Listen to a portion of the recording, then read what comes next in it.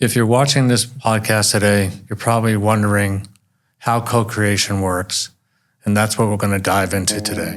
All the things that are needed to create a curriculum, you need funding, you need time, and you need expertise. And what we do is we take all those and we balance it out, and we end up with something that meets the needs of the organization or the people. Today we have Darren Hunt from Minnesota Adult Teen Challenge. Thank you for coming, Darren. And if you can tell us a little bit about what you do. Yeah, thanks so much for having me. Oh, you're welcome. Yeah, so I'm the Alumni Services Director for Minnesota Adult and Teen Challenge, and then I also direct our Leadership Institute. And so we met when I was the Alumni Services Director, and I had some work that I needed done. So great. And why do you do what you do? I really take it as a calling. You know, I really feel called to what I'm doing. Meaning I've been in Minnesota about 6 years. And when I moved here 6 years ago, I had been a pastor out in California. And when I moved here, I knew that I wasn't going to go back into pastoral work, but I knew there'd be a job for me. And it was actually our organization. We go out to different churches, and our clients will sing in a choir. And it was our third Sunday in town, and the choir happened to be at the church that we visited. And that was on a Sunday. By Friday, I was in the long-term men's director's office, and he hired me as a recovery coach supervisor. And I knew that was the job for me. And so I was a supervisor for our staff for almost a year, and then became a manager of our client care manager for almost a year, and then became the alumni director, and a year later, leadership director as well. So, I love doing what I do. I love seeing lives changed, and having a small part in that. Well, and I think you have a pretty big part, and they gave you 2 jobs. You earned it, right? Yeah. Sometimes you do a job good enough, you'll get a second one to do. Yeah. So. And sometimes it's at the same company. Right. Yeah. Darren, I get asked a lot by your peers and other ones that are in different parts of the provider space about, how did this all start? So we were looking for something to do as the training material. And of course, I'd asked you about that, and it wasn't something we were going to be able to do or to find somewhere else. But then you came back with the co-creation idea, not something I would have thought of, not something I would have even asked about, but you came back with that co-creation idea, and it just kind of a light went off and said, yeah, we can do this. I can put in some time, I can put in some expertise, and at the end of this, we'll have a product that's cost-effective and useful for our needs, and then useful for the broader recovery sector as well. What it was is you started that relationship. We had your curriculum. We were using it, and you were always asking for feedback on how it was, what needed to be changed. And as we were getting ready for another term and getting ready to roll out that curriculum again, I remember reaching out to you and asking if there was a teacher guide that went along with it, or something I could use to train our independent contractors on this curriculum. And at the time there was not. And so, again, going back to funding, they're looking at other sources and that there just wasn't the funding for it. And then, coming back with the idea of, well, let's create something together. Right. Using what expertise I had, what expertise you had, and let's come together and let's create a co-create this curriculum. Right. Well, let me adjust the timeline a little different to what I thought it was. Yeah. Is that you standardized on our relapse prevention curriculum, and you needed a teacher's guide to teach them. So we did develop a teacher's guide that matched with the relapse prevention curriculum. And then through the next term, you had a need for training for the independent contractors. And we just talked about that some, of how that worked. And what that kind of ignited in my brain was, if Darren's one person with one topic that is standing out, there's probably other needs he has, but this is the one that's staring right in the face. And there must be other leaders in the recovery provider space that has content or curriculum that they need to solve problems with. They can't find, for one reason or another, what's on the market. It might not be enough that they feel they can customize enough. It might not, the financial situation might not work. And so we did some research, and I think there's a pent-up demand for a way to get curriculum and content that meets a budget, that meets the time, that meets the expertise. And that's where, it formulated to where it's like you need 100% of all three, and we can fill that gap in either funding, which means we don't charge some, and expertise and time. If it's 100% expertise, 100% time, 100% money, then it's our content. We create it. Mm-hmm. But if it's a combination of those with a partner, then we can co-create that together. And so I think that's kind of the timeline and a little bit of outtake about what we were thinking. And obviously it worked because it's being used. Yeah. So I had been in the Alumni Services Department for about a year, and we had some independent contractors that we were able to kind of work under a grant, and they were able to do work with our alumni, work with some of our current clients, as well as begin some groups. And so that's where the curriculum came in. And then as each new set of independent contractors came in, then I wanted to have them utilize the curriculum. They were working more with our current clients, and we wanted to support them after the program. But in the program, we didn't want them thinking too far out. Meaning when someone comes in and they're there for a week, they need to be focused on what brought them in there, not necessarily where they're going to live after they leave. And but they are the people clients. In recovery. Yep, people clients. In recovery, the clients. Yeah.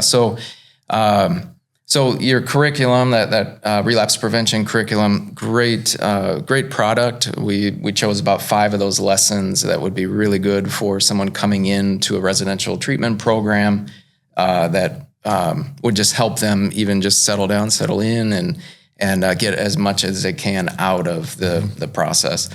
So, but what became really apparent is a need to train our independent contractors on that curriculum and how to best utilize it with an individual. And the idea would be as well in a group setting as well. So I had that need for training, but as you mentioned, I work a couple jobs, and so I did not have the time. We did not have the funding or the resources. So that's when the idea of co-creation came up. Right. So it wasn't on the current product that we had at the time with you. It was a different need. Mm-hmm. And if I remember correctly, it was for more of the soft skills. It wasn't the curriculum that they would use with the people in recovery. It was curriculum for them to help them better connect and understand their role as an independent contractor working with people in recovery. Yes. And many of these independent contractors, some of them, it was their first job outside of treatment, and so just having those soft skills training to be able to connect with clients on a personal level and be able to walk through things. Yeah. Right. What was kind of was there a major point that said, "Oh, I think I really need to do something here. This is something that we have to work on"? Yeah, it was just in noticing, and it's kind of in human nature. If you're sitting down with somebody and you don't have something to say, there's an awkward silence. And if you're the one who brought them in there, you're just going to fill that silence with something. And so, maybe it's a lot easier to say, hey, so where are you going to live after you're done with this? Do you have your driver's license? Do you need help with this or that? And so I saw this need when I'd say, that's great, and that's going to come, but let's help them just settle into treatment. Be able to process what they're doing and why they're doing it. And so, what really came down to is I noticed I really need to train them, and train them how to just have that conversation so that they feel comfortable. Right. Again, if you're not comfortable, even with some training, you're just going to go back to what feels comfortable. Right. Yeah. And so it was addressed for no matter what the topic was, be it the logistics of where am I going to live, to how am I going to make sure I don't relapse at Christmas, because my family always triggers me. It's those communications, those soft skills that can be applied to better communications, connecting with the other person. Right. Yeah, and address some of the felt needs that a new client coming in would have. Some of those, again, those triggers. I mean, that doesn't just happen after you leave the program, but and then how to be honest in groups, how to manage all communication, all those things. So and I know that we end up working together to expand some of the core of what we did, but getting back to kind of the process, it was. I think I remember you said, I need this. I'm going to see if I can get a budget. And I said, a budget would be good. It's always nice. Yeah, it's a good place to start. Yeah, it's nice to get paid.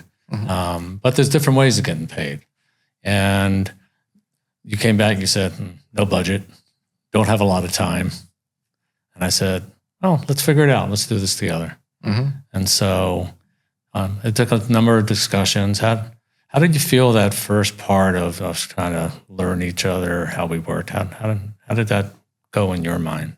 I feel like it went really good. I remember the first time we scheduled a Zoom meeting together for the idea of how all this is going to come together, and then also some of what it was going to look like. And so we recorded that Zoom session, and I was able just to kind of talk about everything I thought this might need and throw out a lot of ideas. You asked some great questions for clarification and be able to put all that out there. And of course it was recorded. So then I know I'm not sure all the time it took you after that, but I had an hour for a Zoom meeting and I was able to get all that out.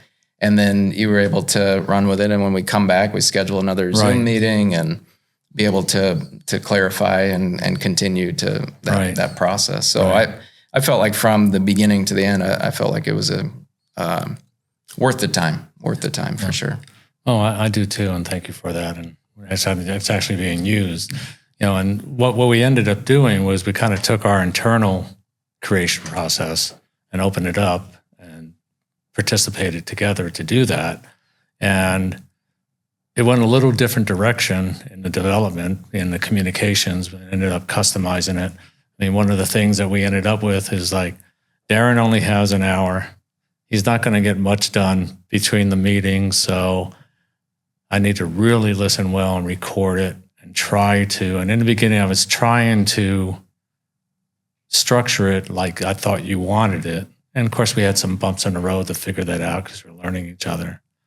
But a little bit down the road, not too long, I think we got to the point where you got better at communicating how I could understand, and I the same way, and it ended up putting something up on the screen, and you just started editing it. And so that's when it really kind of accelerated. Right. Yeah. After we had that initial product and then be able to fine tune it. And we did that over Zoom together. It was easier to set aside that time to meet with you and then kind of go through it. When I had the time outside of that, I would try to, highlight some things, change some stuff and send it back and forth and ended up with a good product. Yeah, I think I remember you said, I got to leave my house, I got to leave my office, going to a coffee shop if I'm going to get anything done. Yeah. So, and then we went down a path and we thought that we were going to focus on, how to be an introduction of being a peer recovery coach for facilitating groups. And then I think we got like half of that done, and it became obvious. It's like, no, this needs to be one-on-one. And so it wasn't a total restart, but it was a little bit of work, and we got that adjusted well. So, what were some of the unexpected paths that we went on, unexpected topics or discussions we had that became fruitful in your mind? Right. Well, I think we developed the toolkit to be able to go through some of the lessons, come up with what would be helpful, what may come across for someone walking through a lesson with somebody in an individual level. Right. Being able to come up with that, that wasn't in the initial idea, but it came up probably midway through. Thought, well, you know what, yeah, we've got some of these lessons, but also let's go to the individual sessions and say, okay, how can we build out something that's going to make it easy? You know, again, wanting to provide somebody with comfort, be able to know the material themselves, access it themselves, and then feel comfortable being able to lead somebody through that. And I believe that the toolkit was something that came out of those sessions. Right. Yeah, and I was happy with that. The toolkit actually is a thought Darren had, was to come up with a number of scenarios for each of the top 5 lessons so that the independent contractor would then be able to have a conversation starter, a structured discussion on some of the key relapse prevention. So it connected the soft skills with the soft and hard skills for the person to recovery. And that was unexpected, and it was kind of fun. Right. It was a good process. Yeah. It worked. So, what would you have done different in the co-creation process that, hopefully we'll do it again, maybe. Right.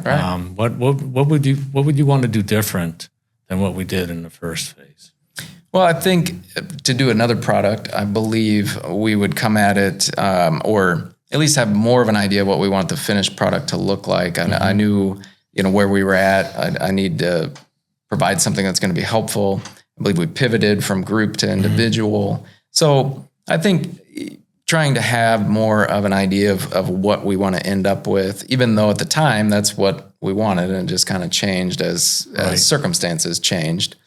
But yeah, thinking through that first part probably would have saved a few Zoom sessions, but it was always a pleasure to meet with you on Zoom anyway. So. Gives you a break from the mundane stuff. Right. So I think a more specific way of stating that is to have a better idea of what the learning outcomes need to be. And I think when we finally got to that point, after we went down the facilitator path and went on one-to-one, then we really focused in on learning outcomes, and then everything accelerated from there, I think. Yeah. What are some of the feedback that you've really stood out to you from the participants that they liked, or something that we can improve, and how that meant for your organization? Yeah, I think the biggest feedback was just how helpful it was when talking with an individual, being able to bridge that conversation, and instead of just filling it in with something outside the program, but being able to say, hey, how about, the next time we meet, let's go over this. And just hearing that it was easy to know the material and easy to share that with an individual, and that it was helpful then to the client who was having that one-on-one session. Right. I think a lot of what that supported was our lived experience plus applied learning, instructional design. By that flow that worked in our relapse prevention, we used that same flow for the new content. And of course, the content was totally different. And I think that might have contributed to it. So opening up the curriculum process we have. Darren, what we did is we also did a co-delivery of the curriculum, which was a product of the process, the co-creation process. And we found some changes that we needed to do. And that helped us to go back, adjust the co-creation process to make that part of our overall plan. And then it ended up adjusting the product for better. And in this case, it was more role-playing. They just needed more role-playing in that. And how do you think that was received by the next group that we did? Yeah, it was great process. So, the co-creation, it got us the training material that I needed. And then what was great is you co-delivered that with me and our first kind of cohort of contractors that we put through that.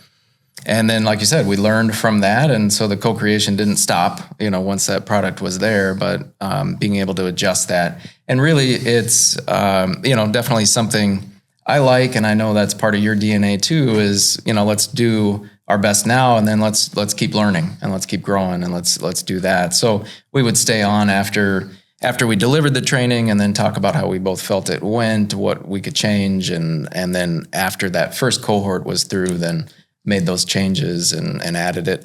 And those changes were very effective. You know, it was something that we learned out of that first training, and then when we delivered it the second time, definitely, a better experience because we had that first time and then able to adjust. Right. And then I think we also, we put in some support meetings after each class to just see how they were using it. And a number of things came out of that is they're all positive. Mm-hmm. One was they really liked the active listening part, the motivational interviewing, but definitely the active listening was something that they were very interested in. But also what came out of that was some other topics that they might need. And we had a decision to make. Do we make those formal topics and extend the training, or do we kind of do mini lessons? And two of the topics that came out was eye contact over Zoom and open-ended questions. So if we had to redo it again, would we take something out to add those in, or we would just expand? I think there would be room to expand the initial training to add those mini lessons, is what we call them, and put those in. Definitely learning from that group and saying these are a couple things that we could work on, and but I think it's worth putting in that curriculum. Right. So we kept adjusting our co-creation process and involving the audience, the target participant, and getting their feedback on that. Yeah. So, and that process is also going back into any type of future product that we'll do independent, just create ourselves. And it's been really helpful to do that and fun to see that people, the whole idea is that by working with providers, we can help more people faster, and the better we can help them, which was a shift for our company from helping participants to helping the providers. So we appreciate that. So I think we've covered the process pretty well. It's hard to divide the process of the product, but I think we did a pretty good job. Is this something? Go ahead. I was just going to say, I don't know what you were going to ask me, but definitely something I would do again. For us, again, we had a problem, and there was not a solution with creating it ourselves or funding it. And so this stepped in to fill that gap, and also all the learning along the way changed what our initial thought was to what we ended up with. And your ability to be able to be flexible with that and continue to develop, fit with, our DNA of let's keep getting better. Let's keep doing things better. So it just was a positive experience, and couldn't encourage people to do that enough. If same situation, not enough funding, not enough time, which there never is. Yeah, this is a good way to get more done. Great. Well, thank you. We enjoyed it, and it's working, and it's helping people. Mm-hmm. So I appreciate your time today. And for our audience, if you would like to learn more, you can reach out to us. And what we're doing with Pillars and Beams is trying to bring you real solutions that you can use now.